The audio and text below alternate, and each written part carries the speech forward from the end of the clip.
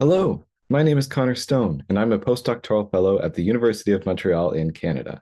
I study the astrostatistics of galaxies, so I work at the intersection of statistics, machine learning, and galaxies.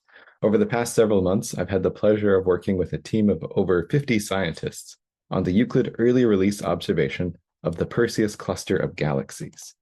So the Perseus cluster, which you're seeing here, is a collection of over 1,000 galaxies all packed into a space of about 7 million light years across. Now, Euclid, with its wide field of view, was able to image the whole cluster in just one pointing of the telescope. It also gives us multiple wavelengths to view the cluster in color, and it has nice resolution, so we can pick out all the details of these galaxies, and a very sensitive camera, so we can detect the faintest objects in the cluster. So it's really the perfect instrument for looking at a galaxy cluster like this. The way we study the statistics of a galaxy cluster is with something called a luminosity function. The luminosity function is plotted here, where along the x-axis, we sort the galaxies from the dimmest to the brightest. So big, bright galaxies on this end, dim, faint galaxies, little ones on this end. Along the y-axis, we put the number of galaxies in the cluster, or the density of galaxies. And as you can see, there's a lot of very faint little galaxies, and there's very few big, bright galaxies. Now, the Perseus cluster has been studied and its luminosity function measured before.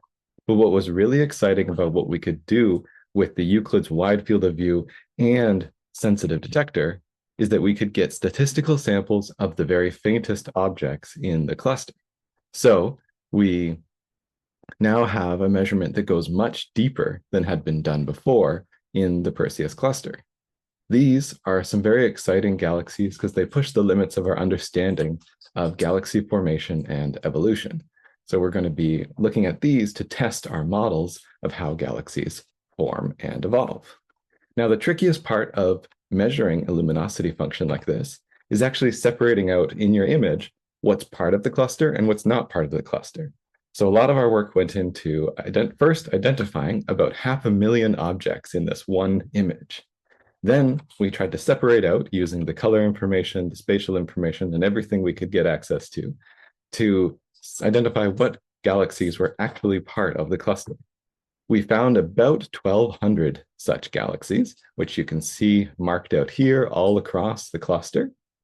And those were separated from about 500,000 objects that were either stars from our own galaxy or other galaxies, but they were too far behind or in front of the Perseus cluster. Now, this picture is rich with tons of information, so we can measure more than the luminosity function from it. In fact, in the Euclid early release press release, we're releasing 2 more papers, one studying the dwarf galaxies in the Perseus cluster. We discovered a lot of new dwarf galaxies in this cluster. We're also releasing a paper on the intracluster light in the cluster. So the diffuse halo of stars wandering around in this cluster. There's actually about a dozen more studies already underway on this one pointing. And so I'm really excited to see what scientists are going to do with the thousands more pointings that Euclid is going to do over its career. There's so much research that can be done. Thank you for listening. Bye.